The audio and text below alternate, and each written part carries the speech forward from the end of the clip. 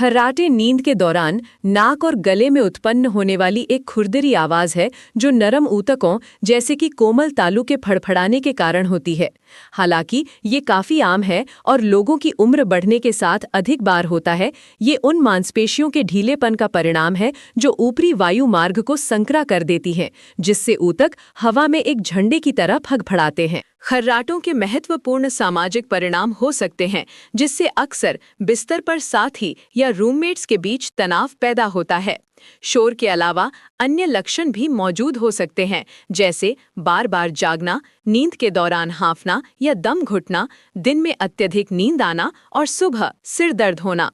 खर्राटे लेने वाले अक्सर अपने शोर से अनजान रहते हैं जब तक कि उन्हें दूसरों द्वारा बताया न जाए। प्राथमिक खर्राटों और नींद विकार श्वास के बीच अंतर करना महत्वपूर्ण है।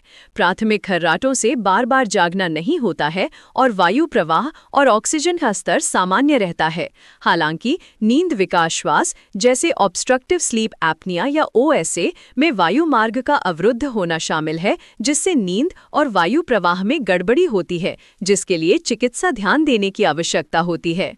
ऑब्स्ट्रक्टिव स्लीप एपनिया के मामलों में व्यक्तियों को प्रति घंटे 5 या अधिक ऐसे प्रकरणों का अनुभव होता है जहां सांस रुक जाती है या बहुत उथली हो जाती है। ये स्थिति गंभीर है क्योंकि ये उच्च रक्तचाप, स्ट्रोक, हृदय संबंधी विकार और मधुमेह विकसित होने के जोखिम को काफी बढ़ा देती है। ओएसए की पहचान खर्राटे लेने वालों के लिए चिकित्सा मूल्यांकन का मुख्य लक्ष्य है। कई जोखिम कारक खर्राटों और स्लीप एपनिया में योगदान करते हैं। इनमें 50 वर्ष से अधिक उम्र का होना, मोटापा, विशेष रूप से मध्य भाग के आसपास वितरित वसा और बिस्तर का जाने से पहले शराब या शामक का उपयोग शामिल है। पुरानी नाक की भीड़ और धूम्रपान भी भूमिका निभाते हैं और यह स्थिति अक्सर परिवारों में होती है, जो एक आनुवंशिक घटक का सुझाव देती है। शारीरिक लक्षण भी जोखिम बढ़ाते हैं, जैसे कि छोटी जबड़ा, बड़े टॉन्सिल, बढ़ी हुई जीभ या विचलित नासिकापट। डॉक्टर विशेष रूप से गर्दन की परिधि को देखते हैं, क्योंकि ओएसए अधिक होने की संभावना तब होती है जब महिलाओं के लिए गर्दन 16 इंच से अधिक और पुरुषों के लिए 17 इंच से अधिक होती है। ये शारीरिक कारक शारीरिक रूप से सांस लेने के मार्ग को संकरा करते हैं। यदि चेतावनी संकेत मौजूद है तो आपको चिकित्सा मूल्यांकन लेना चाहिए। इनमें सांस न लेने, नींद के दौरान दम घुटने या बहुत तेज लगातार खर्राटों के देखे गए प्रकरण शामिल हैं। अन्य लाल झंडे में सिर दर्द के साथ जागना, दिन में अत्यधिक नींद महसूस करना या उच्च रक्तचाप होना शामिल हैं, जो सभी स्लीप एपनिया की उपस्थिति का सुझाव दे सकते हैं। शारीरिक परीक्षा के दौरान डॉक्टर आपके बॉडी मास इंडेक्स की गणना करेंगे और पॉलिप्स या बढ़े हुए यूवुला जैसी बाधाओं के लिए नाक और गले का निरीक्षण करेंगे। वे खर्राटों की गंभीरता को समझने के लिए बिस्तर पर साथी का भी साक्षात्कार लेंगे, जैसे कि क्या ये हर रात होता है और क्या सांस लेने में कोई दृश्य रुकावट है। ओएसए के निदान की पुष्टि करने के लिए डॉक्टर अक्सर पॉलीसोम्नोग्राफी की सलाह देते हैं। यह एक नींद अध्ययन है जहां आप एक प्रयोगशाला में रात भर रहते हैं, जबकि आपकी सांस लेने, ऑक्सीजन के स्तर और अन्य कार्यों की निगरानी की जाती है।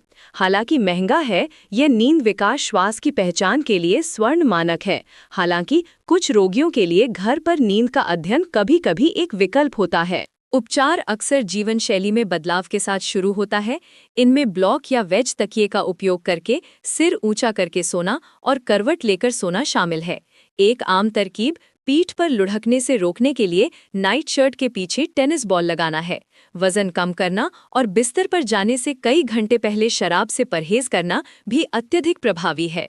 मौखिक उपकरण, जिन्हें विशेष दंत चिकित्सकों द्वारा फिट किया जाता है, नींद के दौरान वायु मार्ग को खुला रखने में मदद कर सकते हैं। मैंडिबुलर एडवांसमेंट स्पिरिट प्लास्टिक उपकरण होते हैं जो निचली जबड़े और जीभ को आगे खींचते हैं। वैकल्पिक रूप से जीभ धारण करने वाले उपकरण जीभ को पीछे गिरने से रोकने के लिए सक्शन का उपयोग करते हैं।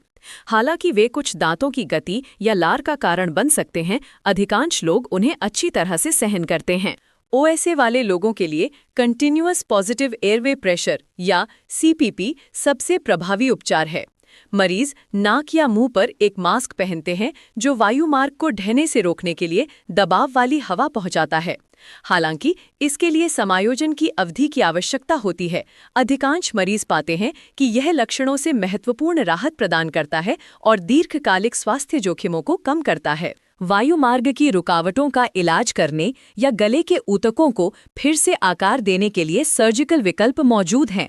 यूवुलोपैलेटोफैरिंगोप्लास्टी जैसी प्रक्रियाएं वायु मार्ग को चौड़ा करने के लिए अतिरिक्त ऊतक को हटा देती हैं, जबकि लेजर सहायता प्राप्त यूवुलोप्लास्टी क्षेत्र को फिर से आकार देने के लिए लेजर का उपयोग करती है। अन्य विधियां जैसे इंजेक्शन स्नोरोप्लास्टी या रेडियो फ्रीक्वेंसी अब्लेशन कंपन को कम करने के लिए कोमल तालू को कठोर बनाने का लक्ष्य रखती हैं। हालांकि दीर्घकालिक प्रभावशीलता का अभी भी अध्ययन किया जा रहा है। नई तकनीकें वैकल्पिक उपचार प्रदान करती हैं, जैसे कि एक हटाने योग्य जीभ मांसपेशी उत्तेजक। ये उपकरण दिन के दौरान पहना जाता है और जीभ में नसों और मांसपेशियों को उत्तेजित करने के लिए इलेक्ट्रोड का उपयोग करता है, जिससे उन्हें नींद के दौरान बेहतर कार्य करने में मदद मिलती है। मांसपेशियों की टोन में सुधार और खर्राटों को कम करने के लिए आशाजनक होने के बावजूद इसकी दीर्घकालिक सफलता निर्धारित करने के लिए और अधिक अध्ययन की आवश्यकता है। संक्षेप में, जबकि खर्राटे आम हैं, ये ऑब्स्ट्रक्टिव स्लीप एपनिया जैसी गंभीर स्वास्थ्य समस्याओं का संकेत दे सकता है। चेतावनी संकेतों की पहचान करके उचित चिकित्सा मूल्यांकन से गुजरकर और जीवन शैली में बदलाव से लेकर चिकित्सा उपकरणों या सर्जरी तक के उपचारों का उपयोग करके व्यक्ति अपनी नींद की गुणवत्ता में सुधार कर सकते हैं और हृदय रोग और स्ट्रोक जैसी संबंधित स्थितियों के जोखिम को कम कर सकते हैं।